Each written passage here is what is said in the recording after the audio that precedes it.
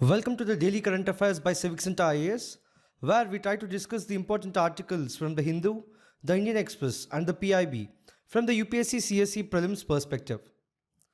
Displayed are the list of articles which we are going to discuss in today's video. The first article of the day says that the Supreme Court held that the bail is the rule and jail is an exception even in money laundering cases. A bench of Justices B.R. Gavai and K.V. Vishwanathan observed in its judgment that the liberty of the individual is always a rule and deprivation is the exception. Further, it said that deprivation can only be by the bail procedure established by law, which has to be a valid and reasonable procedure. In this context, let us talk about PMLA. See, the Prevention of Money Laundering Act of 2002 was enacted to fight against the criminal offence of legalizing the income or profits from an illegal source. So, it enables the government or the public authority to confiscate the property earned from the illegally gained proceeds. Note that the PMLA and the rules notified thereunder came into force with effect from 1st July of 2005. Notably, the PMLA was enacted by India's Parliament under Article 253, which empowers it to make laws for implementing the international conventions. In simple words, money laundering means converting illegally earned money into legitimate money. Now, what are the objectives of the Act? Firstly, to prevent the money laundering. Secondly, to combat or prevent the channelizing of money into illegal activities and economic crimes. Thirdly, to provide for confiscating property derived from or involved or used in money laundering. Then to penalize the offenders of money laundering offences. Next, for appointing an adjudicating authority and appellate tribunal for taking charge of the money laundering matters. And lastly, provide for the matters connected and incidental to the acts of money laundering. Significantly, the Enforcement Directorate in the Department of Revenue of the Ministry of Finance is responsible for investigating the offences of money laundering under the PMLA. Further, the Financial Intelligence Unit India under the Department of Revenue is the central national agency responsible for receiving, processing, analyzing, and disseminating information relating to the suspect financial transactions. Then, what do you think are the common forms of money laundering? See, the common forms are hawala, bulk cash smuggling, fictional loans, cash-intensive businesses, round-tripping, trade-based laundering, shell companies and trusts, real estate, gambling, and lastly, fake invoicing. Now, if we look at the actions that can be initiated against the person involved in money laundering, see, firstly, seizure or freezing of property and records, and attachment of property obtained with the proceeds of the crime. Then, any person who commits the offence of money laundering shall be punishable with rigorous imprisonment for a minimum of 3 years, and this may extend up to 7 years, and there may be fine without any limit. The next article says that the School Education Minister Anbil Mahesh Poyanbozi accused the Union Government of pressurizing Tamil Nadu to accept the National Education Policy of 2020 as a precondition for the release of funds under Pradhan Mantri Schools for Rising India. In this context, let us talk about it. See, the PM-SHRI scheme approved by the Cabinet on September 7 of 2022 is a centrally sponsored initiative aimed at establishing over 14,500 PM-SHRI schools. Know that these schools will be selected from the existing schools managed by the central government, state or UT governments, local bodies, Kendriya Vidyalaya Sangathan and Navodaya Vidyalaya Samiti. Now, what are the objectives and features of the scheme? See, firstly, the PM-SHRI schools will serve as exemplar institutions showcasing implementation of the National Education Policy of 2020 and providing leadership to other schools in their regions. Secondly, these schools aim to create an inclusive, equitable, and joyful environment that addresses diverse backgrounds, multilingual needs, and varying academic abilities. Know that the focus is on marking students' active participants in their learning process. Thirdly, the schools will prioritize not just cognitive development, but also the creation of well-rounded individuals equipped with 21st century skills. Further, the pedagogy will be experiential, holistic, integrated, and inquiry-driven with a focus on learner-centered and discussion-based learning. Next, the scheme ensures that all students have access to good physical infrastructure and appropriate resources, fostering a secure and enriching learning atmosphere. Then the assessments will focus on conceptual understanding, application of knowledge to real life situations, and competency rather than rote learning. Lastly, the scheme will run from 2022 to 23 to 2026-27, after which the states or UTs will be responsible for maintaining the benchmarks achieved. Notably, the total cost is 27,360 crore rupees, with the central share of 18,128 crores. More than 20 lakh students are expected to benefit directly through the scheme. Significantly, the overarching goal of the PM-SHRI schools is to nurture students into engaged, productive, and contributing citizens in alignment with the vision of National Education Policy 2020 to build an equitable, inclusive, and pluralistic society. The third article of the day says that Trinamool Congress Rajya Sabha leader, in a letter to the leader of the House JP Nadda, lodged a complaint about the delay in the constitution of the department-related parliamentary standing committees. In this context, let us talk about the parliamentary committees.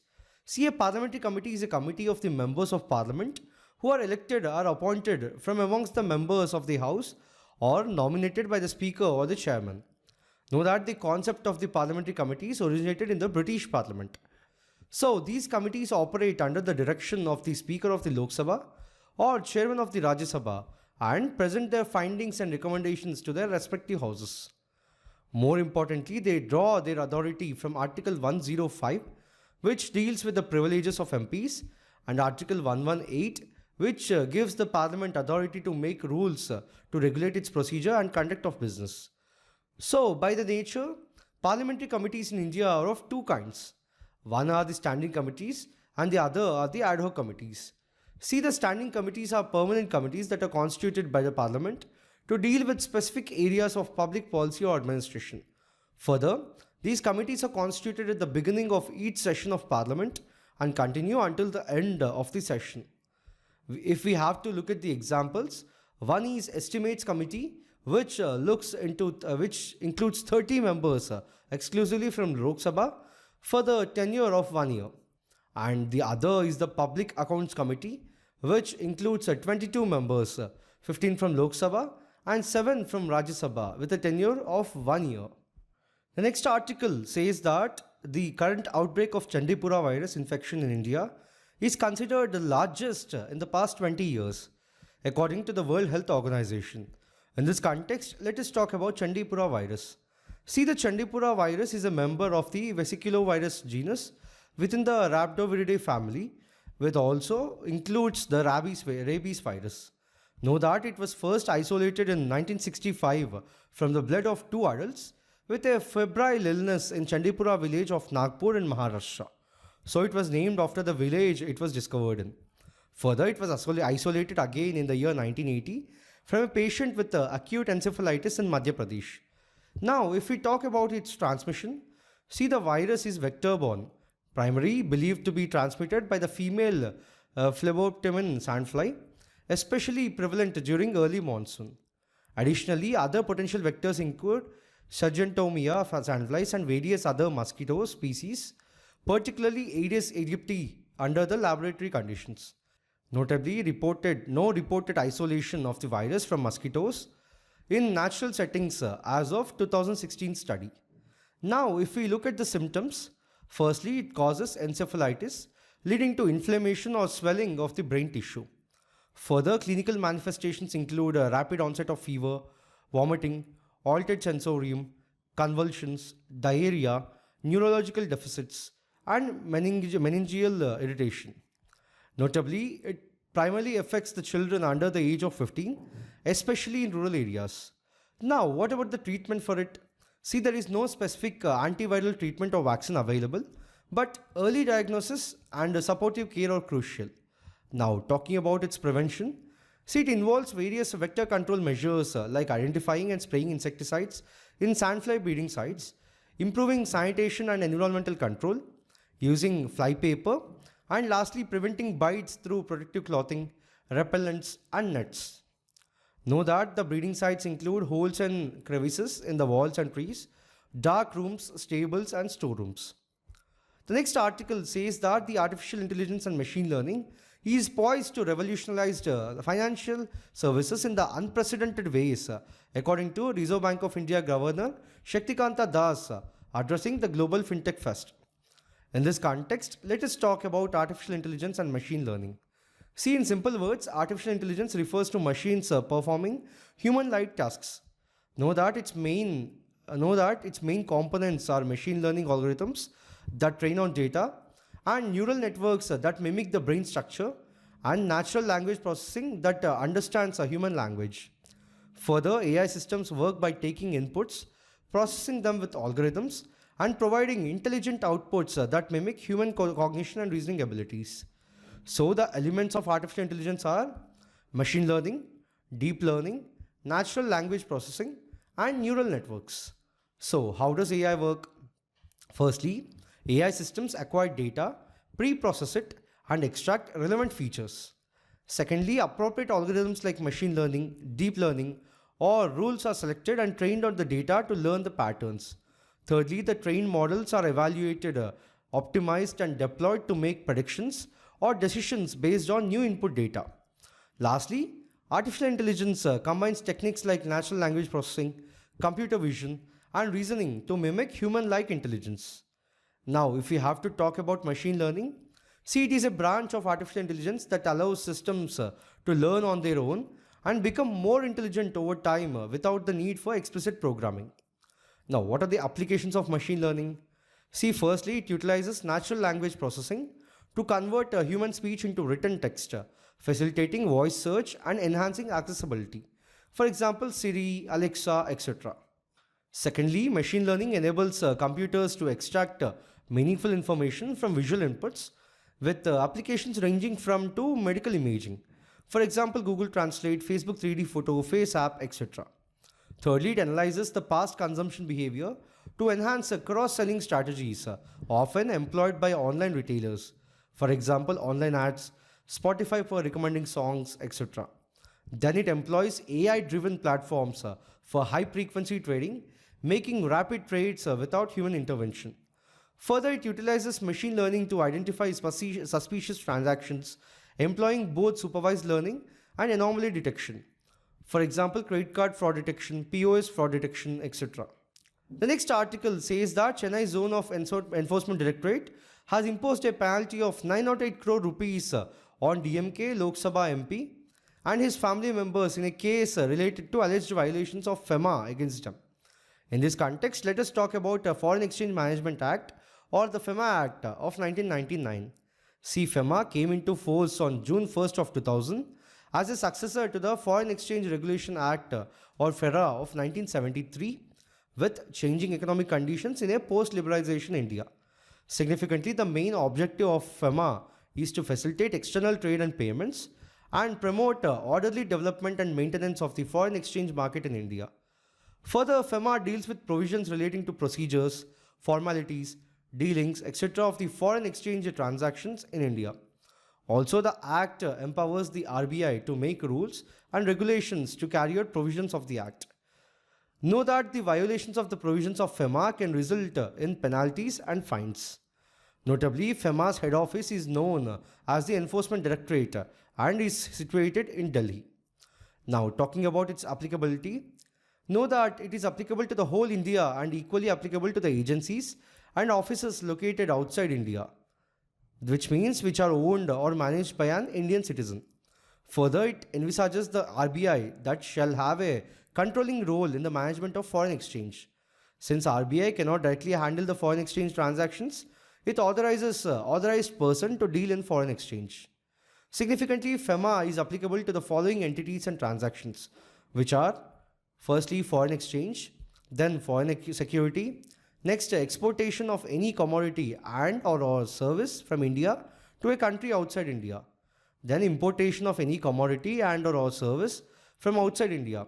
Further, the securities as defined under the Public Debt Act of 1994, then purchase, sale and exchange of any kind. Next, banking, financial and insurance services. Further, any overseas company owned by an NRI and the owner is 60% or more. Lastly, any citizen of India residing in the country or outside. The next article says that the Cabinet Committee on Economic Affairs, chaired by Prime Minister Shri Narendra Modi, approved setting up of 12 industrial smart cities under the National Industrial Corridor Development Program with an estimated investment of 28,602 crores. In this context, let us talk about National Industrial Corridor Development Program, in short called the NICDP. See, the National Industrial Corridor Development Program is India's most ambitious infrastructure program, aiming to develop new industrial cities as smart cities and converging next generation technologies across infrastructure sectors. Know that it is under the administrative control of the Department of Promotion of Industry and Internal Trade under the Ministry of Commerce and Industry. If we look at the key highlights, firstly, NICDP is designed to foster a vibrant industrial ecosystem by facilitating investments from both large anchor industries and MSMEs. So, these industrial nodes will act as catalysts for achieving 2 trillion in exports by 2030, reflecting the government's vision of a self-reliant and globally competitive India. Secondly, the new industrial cities will be developed as greenfield smart cities of global standards, built ahead of the demand on the plug-and-play and walk-to-work concepts. Notably, this approach ensures that the cities are equipped with advanced infrastructure that supports sustainable and efficient industrial operations. Further, it is aligned with the PM Gati Shakti National Master Plan, and the projects will feature multimodal connectivity infrastructure, ensuring seamless movement of people, goods, and services. Know that the industrial cities are envisioned to be growth centers for the transformation of a whole region. Next, the approval of these projects is a step forward in realizing the vision of Viksit Bharat, a developed India. Significantly, by positioning India as a strong player in the global value chains, the NICDP will provide developed land parcels ready for immediate allotment, making it easier for the domestic and international investors to set up manufacturing units in India. Lastly, NICDP is expected to generate significant employment opportunities with an estimated 1 million direct jobs up to 3 million indirect jobs being created through planned industrialization. Note that this will not only provide livelihood opportunities but also contribute to the socio-economic upliftment of the regions where these projects are being implemented. The next article says that the researchers from Center for Nano and Soft Matter Sciences, which is an autonomous institute of Department of Science and Technology, in collaboration with the scientists from the National Chemical Laboratory, Pune, have developed a security alert system based on piezoelectric polymer nanocomposite. So what is the piezoelectric effect? See, piezoelectric effect is the ability of certain materials to generate an electric response or charge in response to applied mechanical stress. Contrastingly, in the reverse piezoelectric effect, a crystal becomes mechanically stressed when a voltage is applied across its opposite faces. Thus, piezoelectric raw materials allow the conversion of the energy from the mechanical domain to the electrical domain and vice versa. Significantly, this is due to the spontaneous separation of charge with certain crystal structures under the right conditions. Further, there are a wide variety of materials which exhibit this phenomenon, including natural quartz crystals, semi-crystalline polyvinylidene powder, polymer, polycrystalline piezoceramic, bone, and even wood. Now, what are the applications? See, they can be used to create various sensors or actuators. Then the piezoelectric transducers are common in ultrasonic applications such as intrusion detectors and alarms.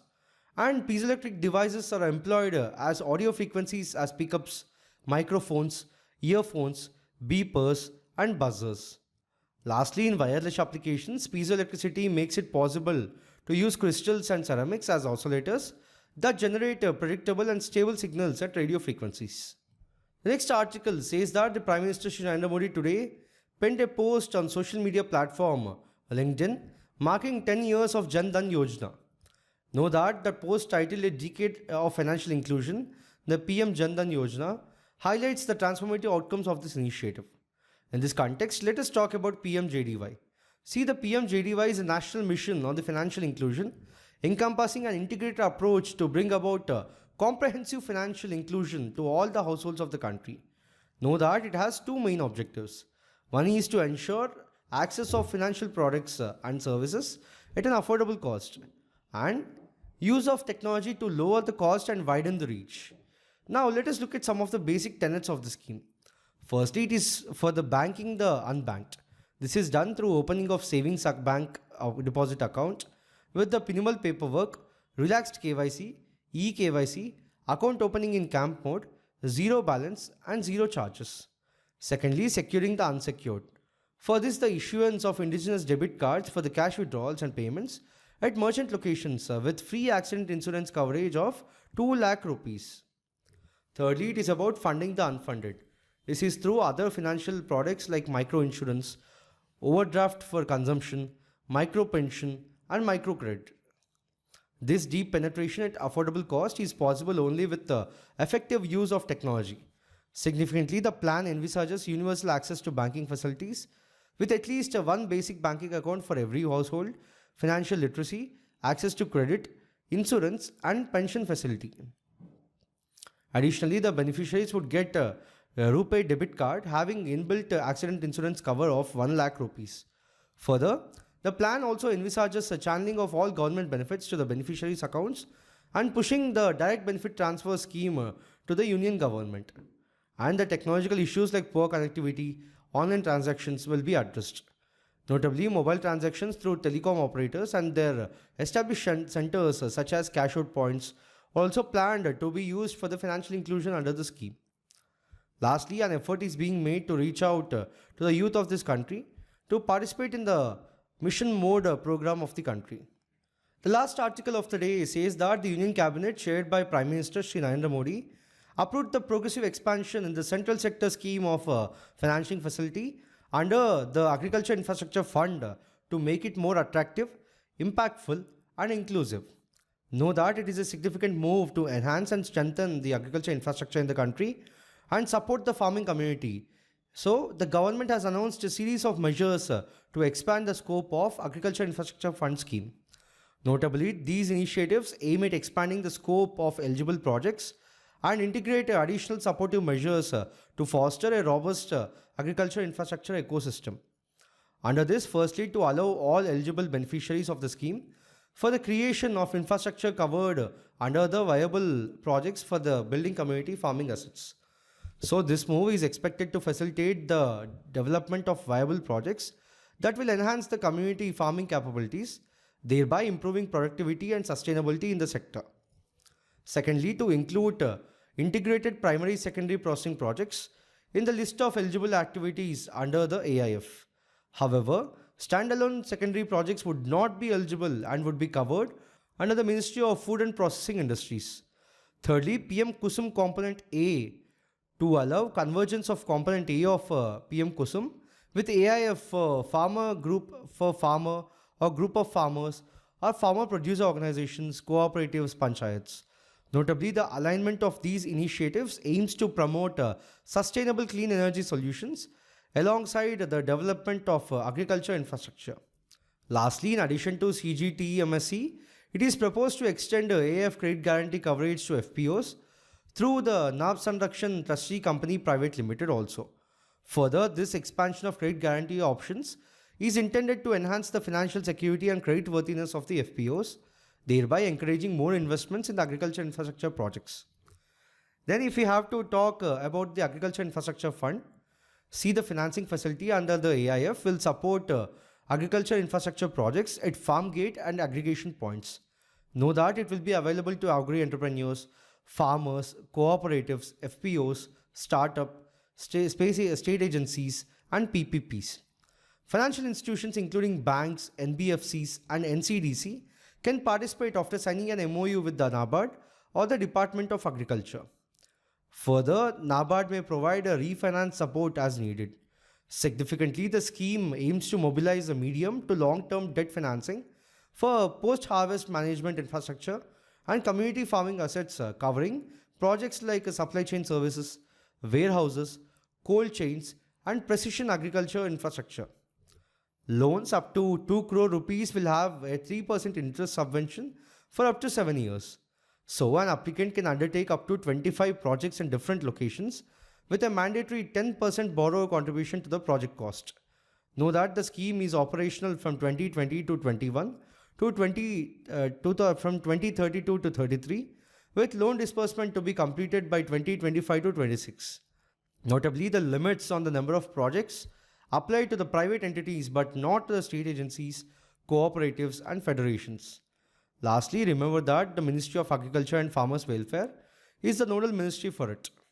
So in this video, we have discussed 10 articles in total from the Hindu, the Indian Express and the PIB.